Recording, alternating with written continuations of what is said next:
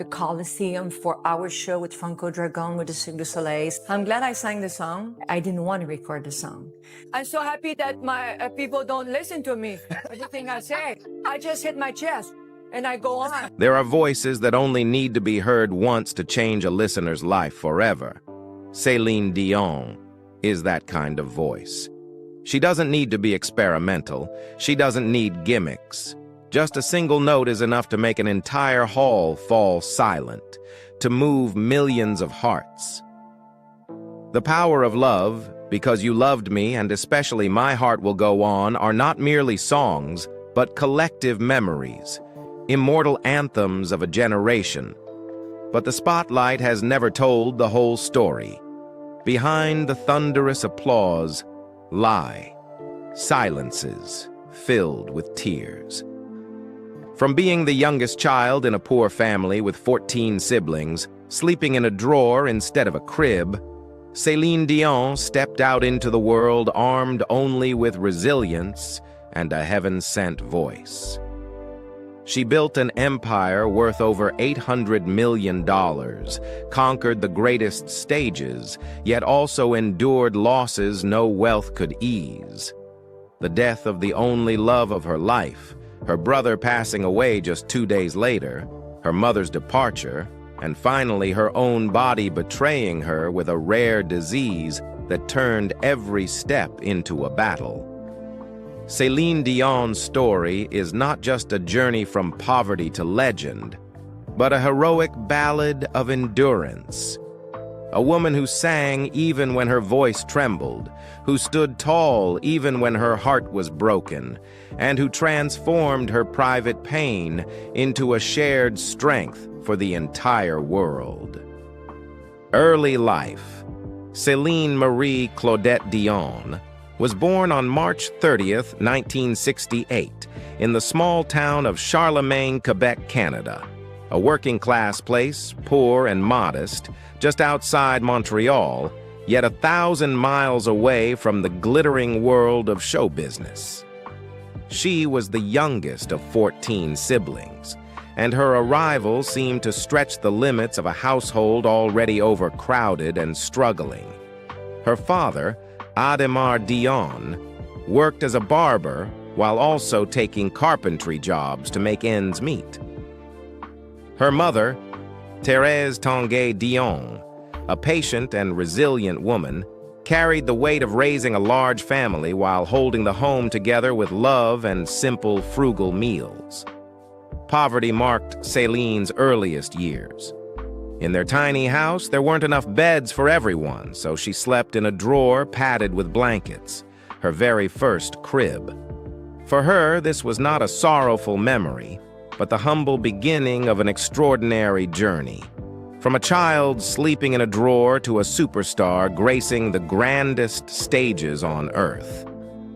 Céline has often recalled, "We had nothing but music and love. But maybe that was enough for me to start dreaming." Music was the family's greatest treasure.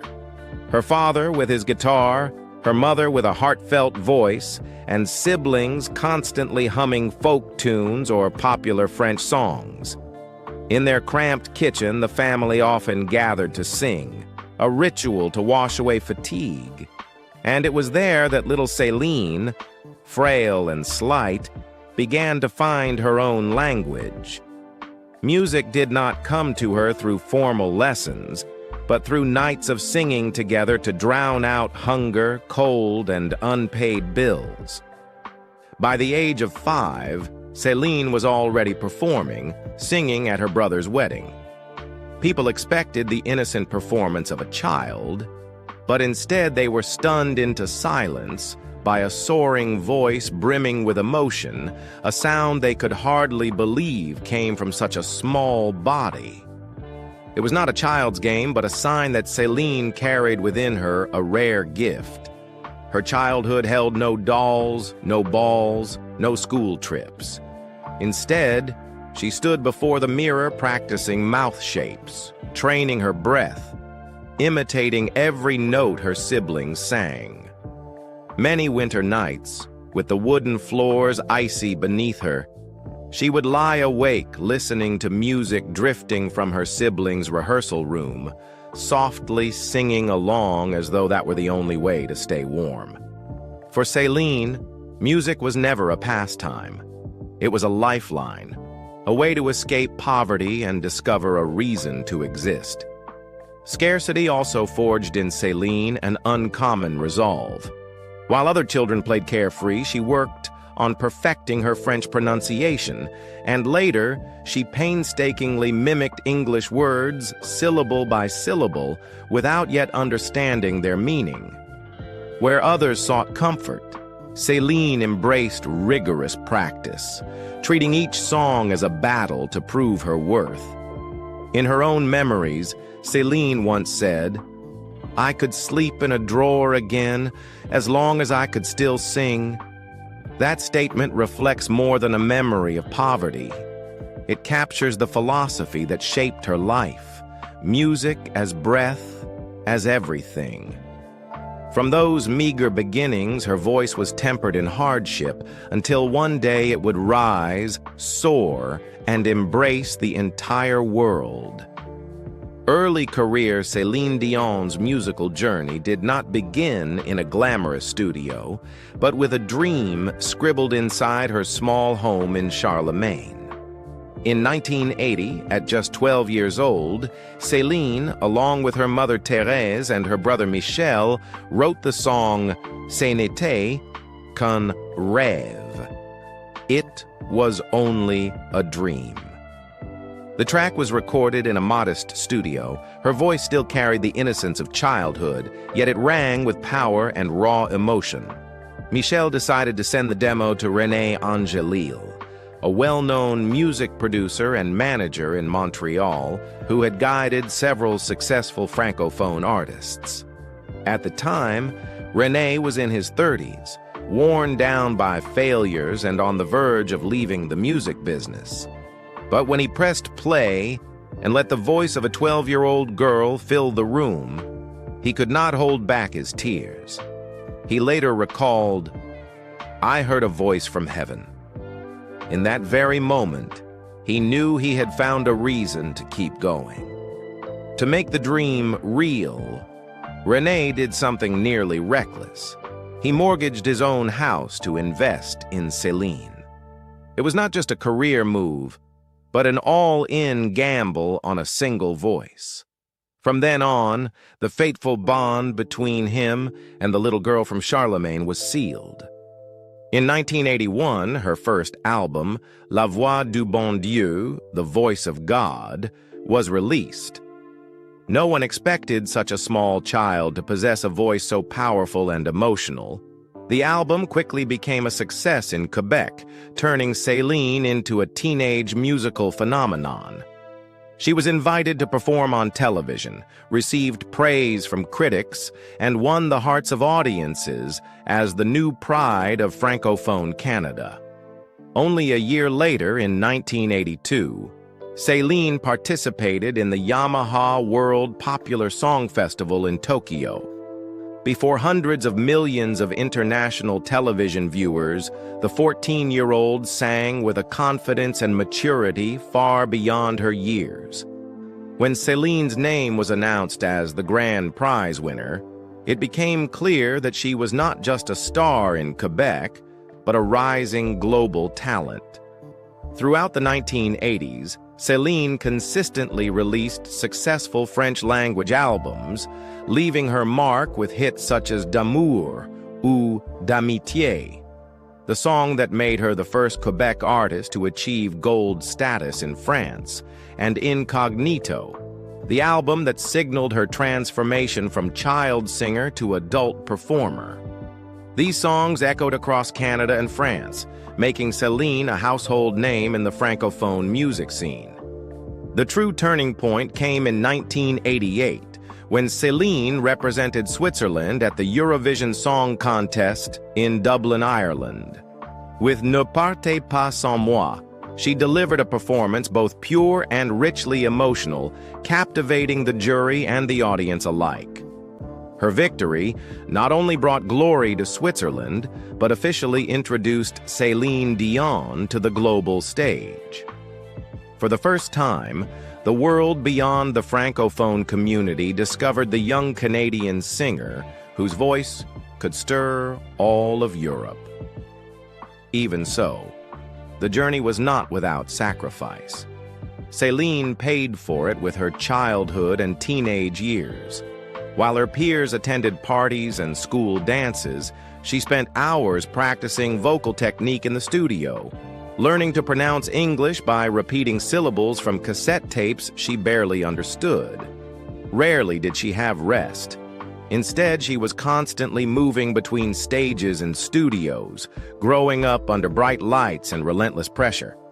Later, in her memoir, My Story, My Dream, Céline confessed, "I never had a real adolescence. I don't remember school dances. I only remember microphones, costumes, and waking up at 5 a.m. for sound checks." From a child who once slept in a drawer instead of a crib, Céline Dion rose into the spotlight of international stages, not only through her extraordinary voice, but through sacrifice and relentless effort. That became the firm foundation for the even greater triumphs that awaited her. Career success. After the challenging early years, Céline Dion did not stop at winning competitions. She turned them into a strategic springboard to enter the international market. Céline stepped into the 1990s with a bigger ambition: to conquer the world in English. For a girl from Quebec with a heavy French accent, often mocked for her pronunciation, this was no easy feat. Yet she patiently learned every word, every vowel, practicing with cassette tapes, even singing in English before fully understanding the meaning. She won over English-speaking audiences while keeping her Francophone soul in her delivery and interpretation. This was not just about changing languages, it was about reinventing herself, transforming from a Quebec star into a global icon. In the early 1990s, Céline devoted herself to reshaping her speech and diction, learning English almost from scratch. The first payoff was Unison, 1990, a roadmap for a new era. Its single Where Does My Heart Beat Now reached the Billboard Top 5, proving her pop-adult contemporary style, with its powerful belting, could cross cultural boundaries. By the time of Céline Dion, 1992, songs like If You Ask Me To and Love Can Move Mountains showed she could be both tender and explosive, a rare sensitivity that allowed her to resonate across diverse tastes. The next breakthrough came from cinema, Beauty and the Beast, 1991. Her duet with Peabo Bryson not only won the Academy Award for Best Original Song, awarded to the songwriters, but also positioned Céline as the voice capable of sealing emotion into on-screen love stories. From then on, the cinematic ballad became her defining territory.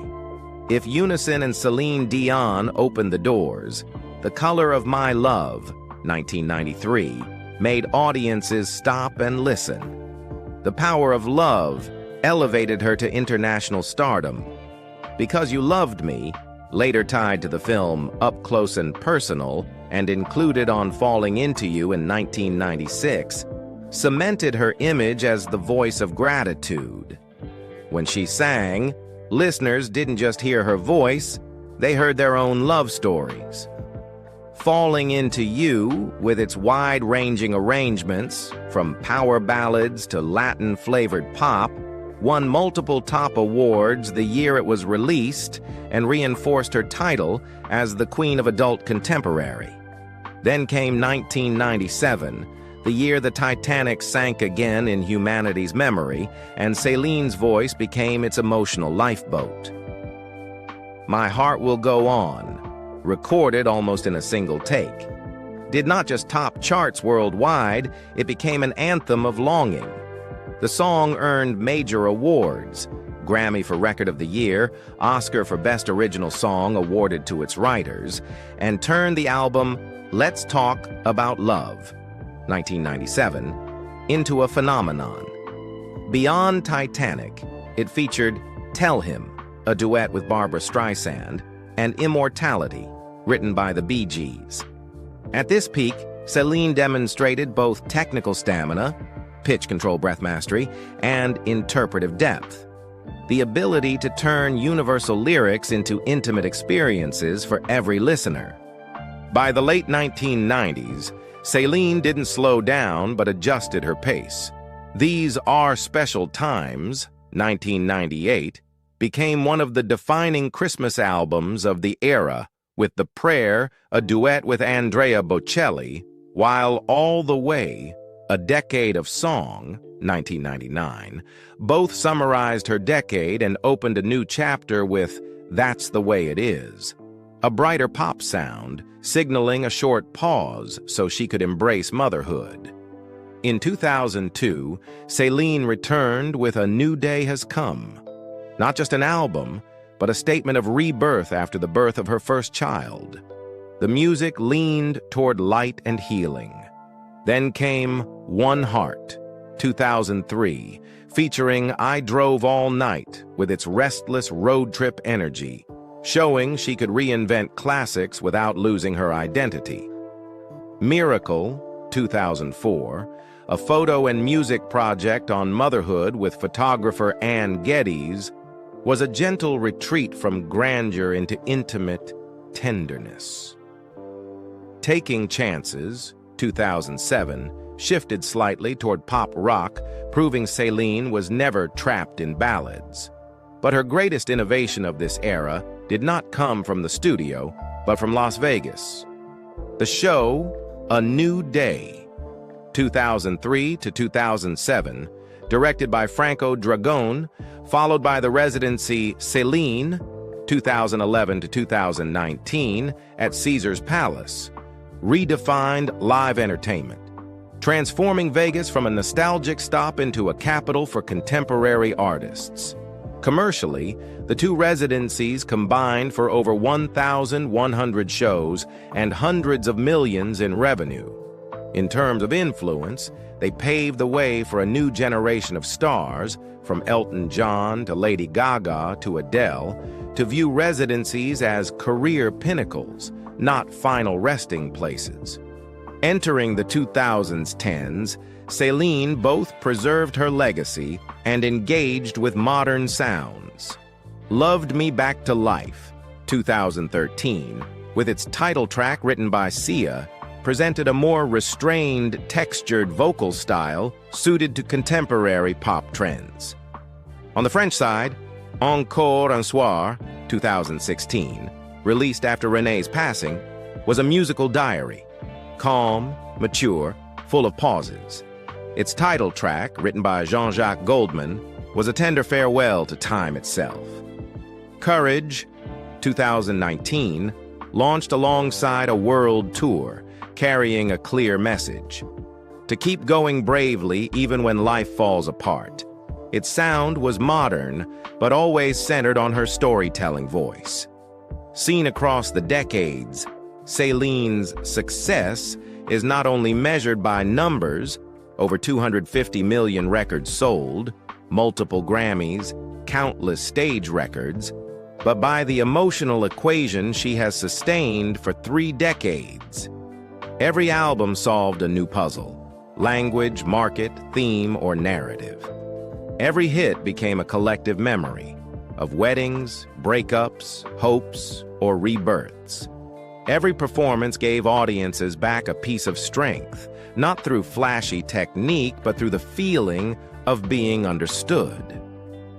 Céline Dion is therefore more than a great voice. She is a storyteller in sound, where vocal mastery is only the vehicle and the destination is always the listener's heart.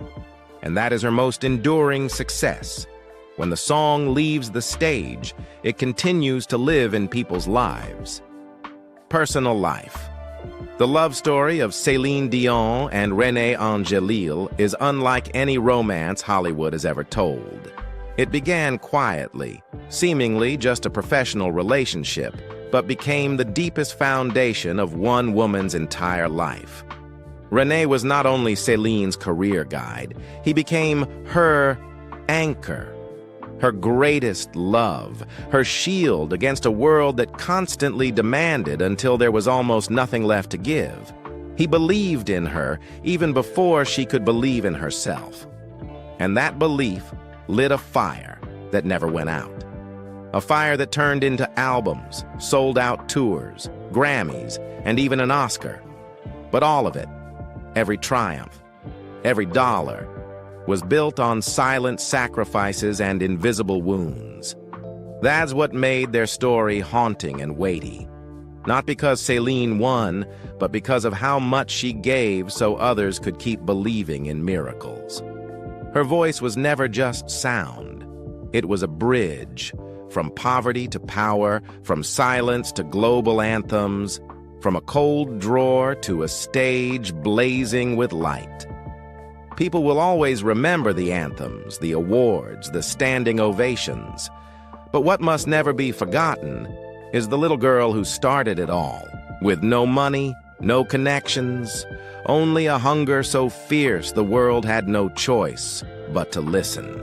And sometimes, in the harshest winter of childhood, life plants a quiet miracle. Just one person, one moment, is enough to change everything. Céline was only 12 when she met him. A fragile girl, innocent eyes, a voice far too big for her small frame.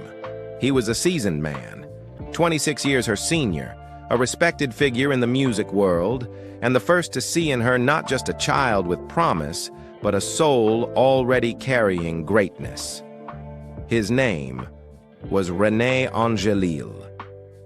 From the instant he pressed play on Céline's demo tape, he wept.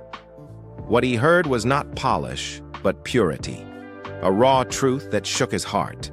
And then, he did something few would dare. He mortgaged his only house to fund her first album. That was not business, it was faith. Not a contract, but the quiet thunder of destiny unfolding. From that moment on, what they built together was more than a career. It was a refuge, a trust, forged in fire.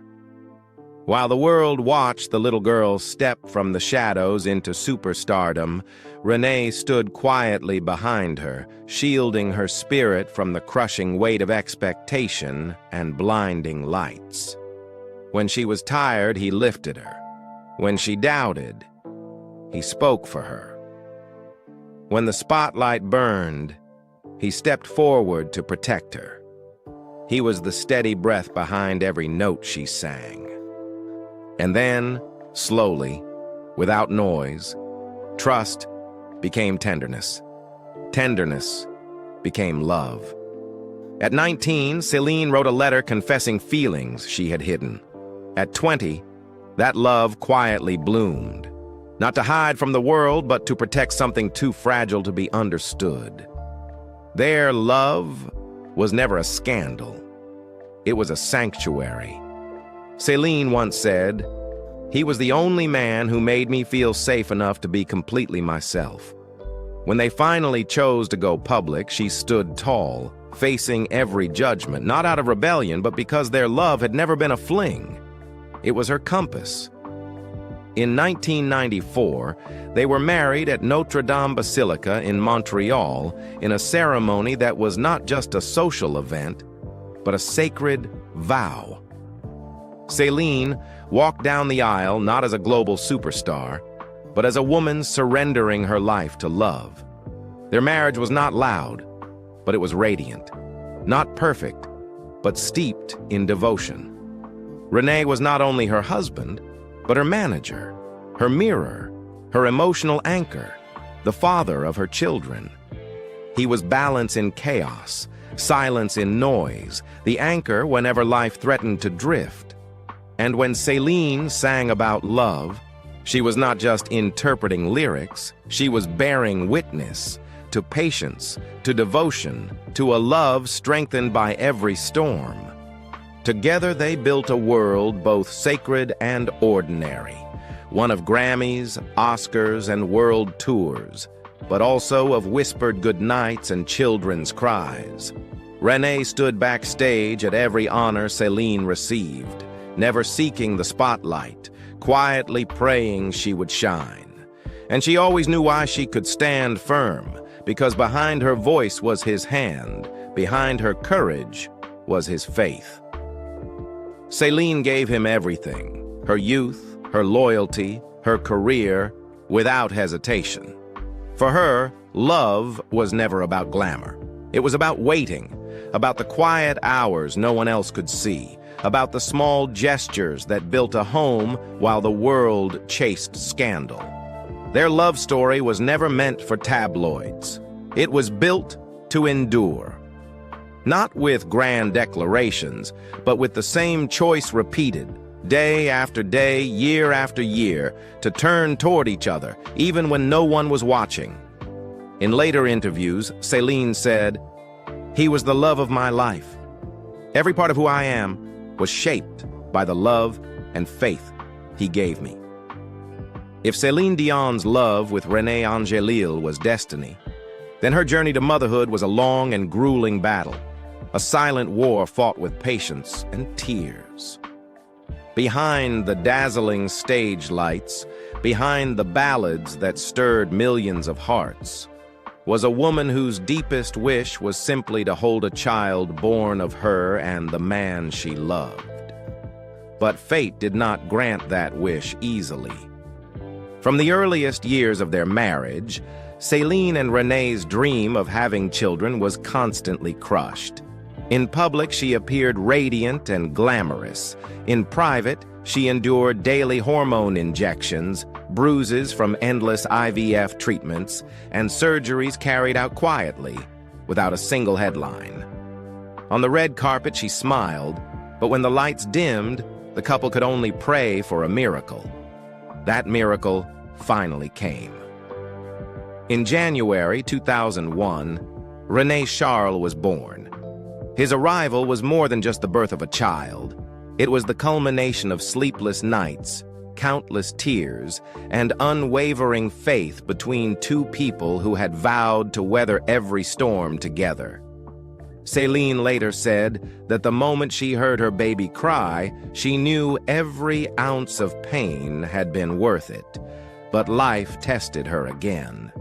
In 2009, while the world thought Céline was busy with music projects, she privately endured the heartbreak of a miscarriage. There were no headlines, no statements, only long nights in which Céline sang lullabies to millions, while her own heart bled for the unfinished lullaby she would never sing to the child she lost. Yet Céline did not give up. At 42, after another round of IVF, she became pregnant again and gave birth to twin boys, Nelson and Eddie, in 2010. The twins arrived as gifts to heal past wounds, but also as reminders that happiness sometimes comes at the cost of near exhaustion. Her three sons, René Charles, Nelson, and Eddie, became her center, her reason to go on, especially later when she was forced to be both mother and father after René's death. For Céline, motherhood was not a blessing handed to her. It was a victory wrestled through blood, tears, and sheer willpower. That is why she cherishes every moment, the laughter in their Nevada home, the whispered good nights, the ordinary mornings without flashing cameras. To the world, she is a diva. To her three boys, she is simply Mom, a woman who fought to the very end to have them. But even before her public tragedies, Céline had already endured a quieter, deeply personal sorrow. It was not a loss, reported in headlines, but a wound she carried in her heart. The death of Céline Dion, her young niece who, at just 16, lost her battle with cystic fibrosis, a cruel disease that slowly stole her breath and her future. While audiences thrilled to Céline's soaring vocals, she often slipped away from the spotlight to sit at Céline's bedside, holding the fragile hand of the girl she loved. She didn't go there as a superstar, but as an aunt, humming lullabies against the sound of machines, hoping music could do what medicine could not.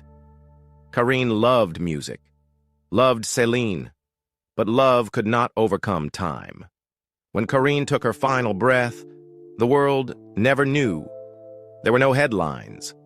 But Céline didn't need newspapers to mourn. She had her piano, and she had her grief. Out of that pain, she wrote Vol, a song never meant for charts or awards, but as a final gift, a lullaby of farewell, a letter set to melody. Fly away, little angel. Leave behind this cruel world and soar to the light, to the peace you deserve. And behind the thunderous applause, behind the trembling high notes that seemed to defy gravity, Céline Dion had been breaking for a long time. The world never saw the weight of loneliness at the top of glory, never saw the time she collapsed backstage from exhaustion. Cameras only captured the smiles, the glittering gowns, the standing ovations. But the migraines, the vocal cord injuries, the sleepless nights from relentless schedules, no one saw those. And yet, she gave everything. In 2003, when Céline accepted a long-term residency in Las Vegas, critics mocked it as a career graveyard. But through sheer perseverance, she turned it into a temple. More than 700 shows, over $600 million in ticket sales. And still, for her, the real value wasn't numbers. More than 3 million audience members sat beneath her stage, and they didn't just listen, they were understood. Céline's voice stitched wounds, spoke what could not be spoken, embraced people clinging to life. Her concerts were not just music, but prayer, therapy, healing. She didn't just sing. She poured out her very flesh and blood into every note. But as the cheers roared on, behind the curtains, she faced whispers of illness. Behind the forced smile and camera flashes was a woman slowly withering, like a rose locked away from sunlight. Still, she never retreated.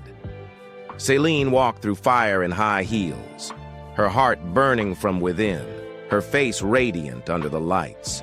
She sang for presidents, opened the Olympics, shook hands with royalty. But her greatest triumph was whispering lullabies to her 3 sons when no audience was there. Céline's empire stretched beyond music. Perfumes, fashion, real estate, world tours. Her fortune surpassed $500 million. But for her, the true wealth lay in fan letters, in the silent tears of someone who survived illness or heartbreak through one of her songs. Her strength came not only from her voice, but from her extraordinary endurance. She did not rise by luck, but by refusing to sink. No matter how trends shifted or critics turned, Céline stood firm, proud of her irreplaceable identity. Yet amid the blazing stages and breathless arenas, her mind often returned to quiet memories. The kitchen in Charlemagne, the spoon that served as a microphone, the drawer that was once her crib. The spotlight could crown her queen, but it was humility, discipline, and resolve that kept her grounded. Every song lifted the crowd, but it also mended cracks within her own soul.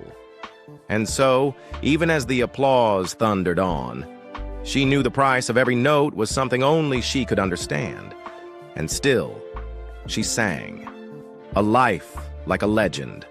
Arenas trembling with her voice, her name blazing in lights from Tokyo to Toronto. Céline Dion did not just sing, she took flight.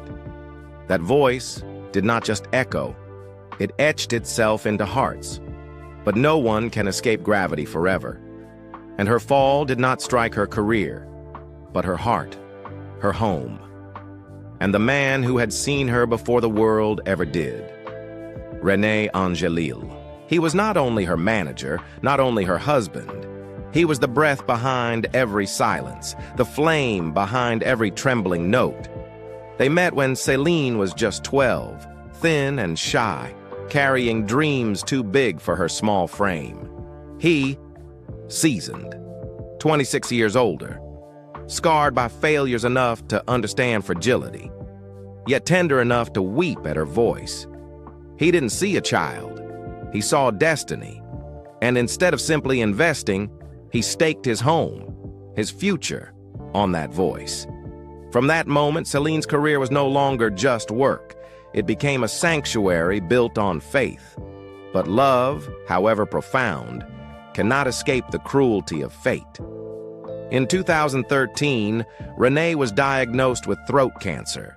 Without hesitation, Céline abandoned tours, left the stage, and stepped into the cold, white hell of hospitals with him. The world still shouted her name, but her life shrank to quiet rooms, where she gripped a hand growing colder each day. The voice that once shook stadiums became soft lullabies for one man, the one slipping away. On January 14th, 2016, Renee's breath ceased, and with it, half of Céline's soul was gone. The woman who once stood proud before billions now faced a wound no audience could see, no spotlight could soothe. The funeral was held at Notre Dame Basilica, where they had once vowed eternity. But this time, Céline walked alone. The empty seat beside her screamed of absence. The cold light through stained glass reflected in her hollow eyes. There were no more tears, only a vast emptiness. And in that moment, she understood. From now on, she must carry both halves of their promise. Since that day, every time Céline sings, it is not only music, it is an elegy, a message, a memory turned into sound. On stage, the audience sees her dazzling in sequins, hitting unreachable notes. But in truth, she is always singing with a void, an invisible seat reserved for him. And each time she bows, her head tilts slightly as if whispering, "Do you hear me, my love?" A love like that never dies. It echoes on, defying death. But the tragedy did not end there. Just 2 days later, on January 16th, 2016, fate struck again. Dion, her beloved brother who had stood beside her since childhood, also died of cancer. In less than 48 hours, she lost both her life partner and her blood brother. Half her future and part of her past torn away at once. There was no room to breathe, no time to grieve. The pain did not come in waves. It drowned everything, like a flood washing away the ground beneath her. At Daniel's funeral, there was no stage, no spotlight. Céline stood under the crushing weight of silence. Her hands trembled as she lit 2 candles, one for her husband, one for her brother who had sung to her as a child. How does a heart keep beating after burying 2 loves in 2 days? How does a person keep walking without leaving their soul in the grave? She never begged for pity, never collapsed in public. But those close to her whispered of long nights in Montreal, where Céline sat alone, clutching a photo until her knuckles turned white, lips moving his name without sound. The grief made her thinner, quieter, as though her music could only echo now through thick glass. When Renee died, Céline Dion did not just lose her husband, soulmate, and lifelong manager. She faced the brutal reality of raising 3 children alone. From then on, her life was no longer divided between stage and family. It revolved entirely around being a single mother, carrying the burden of being both anchor and guiding light for her sons. Renee Charles was just 15, while twins Nelson and Eddie were only 6. They still needed a father, but had only their mother. Céline had to become everything: the lullaby, the listener, the teacher, the source of strength. In the years after the funerals, audiences still saw her on stage and in the media, but when the curtains closed, she returned to her Las Vegas home to cook, read stories, or simply sit quietly with her boys. She admitted, being a single mother was a greater challenge than any sold-out tour. On stage, she only needed to hold her voice. At home, she had to hold the spirits of 3 children, learning to grow up in loss. Céline chose to raise them not with fame, but with simplicity. School drop-offs, encouraging music, honest talks about grief, always keeping faith that love would fill the emptiness. In the silence of dark rooms, when there were no lights or crowds, Céline still sang, not for thousands, but for her 3 sons drifting into sleep. Those lullabies had no applause, no roses, only the soft breath of a mother holding her children with all her heart. That is where Céline's true strength revealed itself. Not in invincible high notes, but in standing firm through unbearable pain to be the anchor her children needed. To René Charles, Nelson, and Eddie, she is not just the world's diva. She is the mother who sacrificed everything: sleep, tears, fame, even her health, to hold her family together. And it is that motherhood that gave Céline the strength to go on, even as her heart shattered and her body began to betray her. This was not merely loss. It was a fracture of the soul, not simply sorrow, but a chain of farewells so cruel even angels must have wept. And still, Céline stood, not to perform, but to remember, not to continue, but to honor her vow, because that is who she is, a woman molded by melody, but forged in tragedy, a voice that sings not just to be heard, but to prove that even in the deepest loss, a human being can still rise and sing again. The battle with illness. If Céline Dion had spent her whole life turning wounds into music, then when illness came knocking, she was forced to turn her very body into a battlefield. This was no longer about long nights behind a microphone, but endless days trapped in physical pain, where every step, every breath, became a test of endurance. The first signs began to appear around 2005. Her once unshakable, invincible voice suddenly trembled. Her breathing caught in strange, frightening ways. Céline admitted bluntly, "It freaked me out." But with the instinct of an artist who had learned to hide pain so as not to disappoint her audience, she chose silence. She kept shining on stage, dazzling in gowns, smiling radiantly in public, even as her body had already begun to sound the alarm. Behind the lights, the truth was far harsher. Violent spasms locked her body like chains, making every step an ordeal. To maintain the bare minimum of daily life, Céline resorted to dangerous doses of Valium, sometimes up to 90 milligrams a day, not to sleep, but just to eat, to stand, even to keep her voice functioning a little longer. She later confessed, "I could have died." It was not a metaphor, but a genuine brush with death, hidden behind the days the public still saw her shining. In 2022, the final veil of secrecy had to be lifted. Céline revealed that she suffers from stiff person syndrome, a rare neurological disorder so cruel it turns the body into a living steel statue, robbing her of movement, and above all, threatening her voice, the soul and essence of her entire life. For anyone, it would have been a brutal sentence. For someone who lived to sing, it was nothing less than collapse.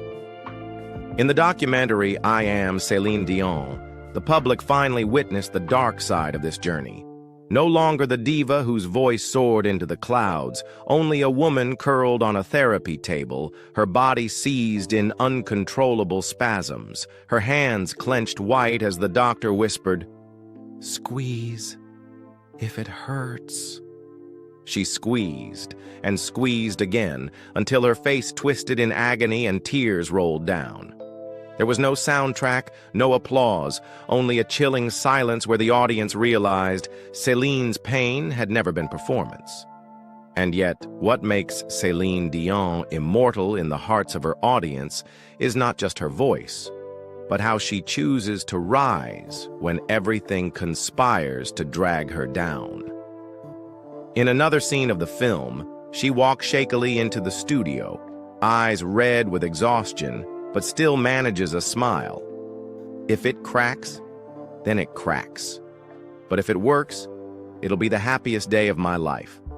A simple phrase, yet it carries the soul of an artist, not chasing perfection, only the chance to sing, only the joy of knowing music still flows through her veins.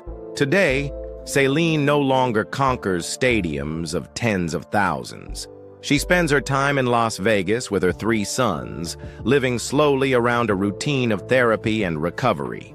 Each day begins with painful physiotherapy sessions, a strict diet, and ends with quiet evenings at home where she still hums lullabies to her children.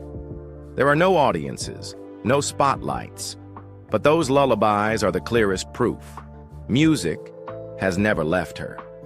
If once Céline's strength was in the high notes that made millions weep, today it lies in her ability to rise each morning, to smile at her children, to attempt a song even when her body betrays her. She has stepped out of the image of the invincible diva, becoming instead the embodiment of resilience. A woman who sings even when her voice cracks, who stands firm even when her legs tremble. The battle against illness has transformed Céline Dion into a new kind of symbol, no longer the model of perfection, but the proof of courage.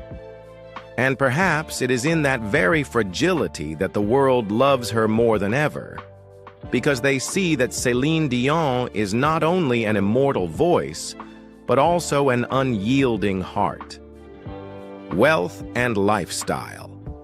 When people think of Céline Dion, they remember not only the legendary voice, but also the vast empire of wealth she built with sweat, tears, and resilience. After more than 4 decades of dedication, she has amassed an estimated fortune of over 800 million, a figure that astonishes the world. More importantly, every dollar of that fortune is tied to exhausting nights on stage, endless recording sessions that stretched until dawn, and silent sacrifices few ever saw. Céline's primary income has always come from music. Over 250 million records sold worldwide, countless diamond and platinum certified albums, and globe-spanning tours that were consistently sold out. Most notably, her Las Vegas residencies tied her name forever to the city, bringing in more than $600 million in ticket sales, a record almost impossible to replicate. Beyond music, Céline also built a thriving business empire. Perfumes, fashion lines, restaurants, and real estate investments spread across the globe. Her real estate portfolio once left people in awe. A Caribbean-inspired estate on Jupiter Island, Florida, valued at $72 million. A French-style castle on a private island in Quebec worth $25.5 million, and a peaceful $4.5 million mansion in Nevada where her children's laughter still echoed. In her garage sat luxury cars, such as the Maybach 62, Mercedes-Benz S350, and Cadillac Escalade. In the skies, her $42 million Bombardier Global Express private jet once carried her around the world, not always for indulgence, but often to outrun private pain while continuing her mission to reach audiences. And yet, Céline Dion never allowed wealth to obscure her true self. Behind the staggering numbers, she chose a quiet, modest way of life. After selling much of her real estate, she centered her life in Las Vegas, not as a diva on red carpets, but as a mother quietly raising her 3 sons. She kept a disciplined routine, a strict diet, daily exercise, and therapy to maintain her health. Luxury was no longer glittering banquets, but evenings gathered with family, the simple everyday moments she had once sacrificed her youth to reclaim. Céline's lifestyle reflects who she is, proud yet unpretentious, strong yet humble. She still appears on the streets with elegance, surrounded by bodyguards and camera flashes. But once the doors close, she is just a woman in comfortable clothes, cooking simple meals for her children and softly singing lullabies at the piano. That immense fortune is not only proof of her success, but also a shield of security, reassurance that she can provide for her family, especially as her health becomes increasingly fragile. For Céline, money was never the ultimate goal. Her greatest treasure has always been her ability to turn music into life for millions, and the love of motherhood that has kept her standing strong when everything else fell apart. Legacy and influence. The legacy Céline Dion leaves behind goes far beyond record-breaking numbers, lavish homes, or a fortune worth hundreds of millions.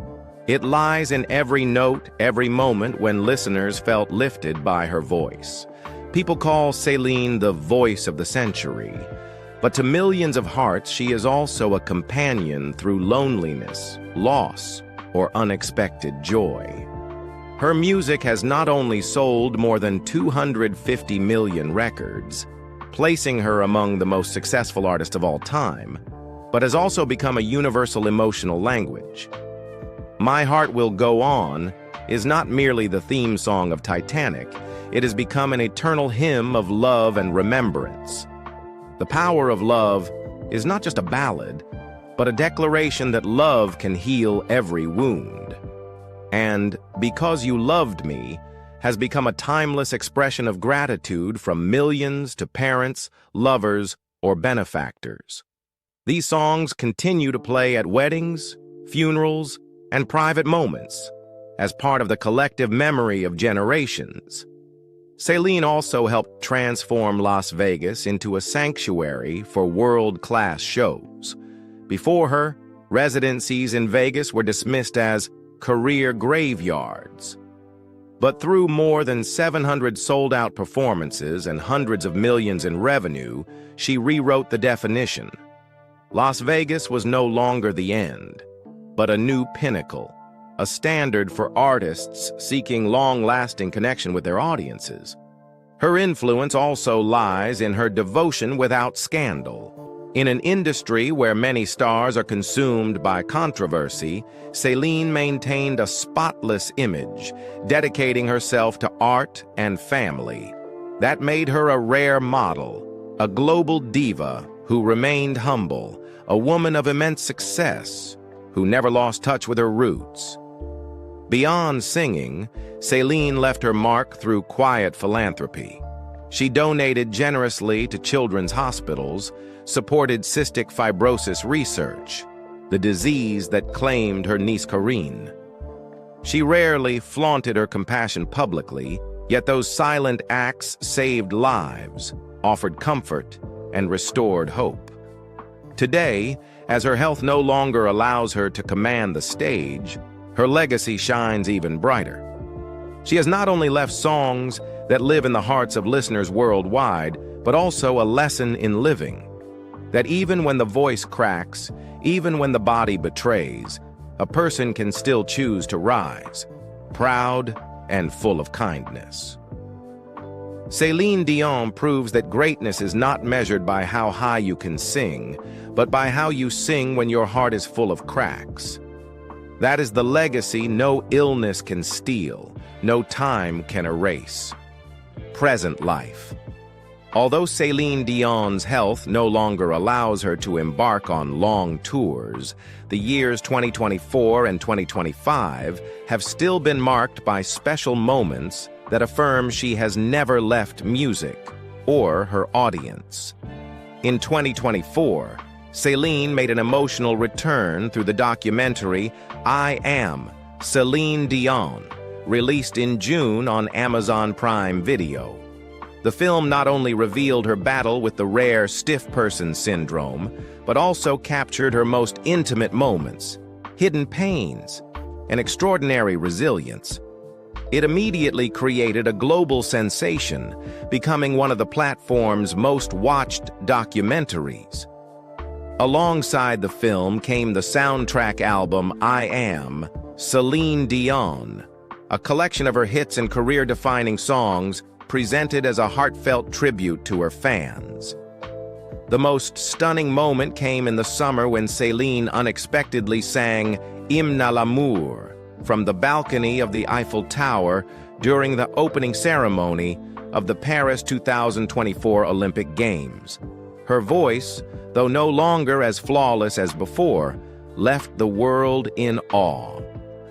Soon after, she performed at Ali Saab's 1001 Seasons fashion show in Saudi Arabia, delivering The Power of Love and I'm Alive, proving her presence has never faded. In May of that year, the mashup Set My Heart on Fire, I'm Alive X and The Beat Goes On, was released, unexpectedly entering the UK Top 40 and topping the Quebec charts, her rare return to the rankings after many years.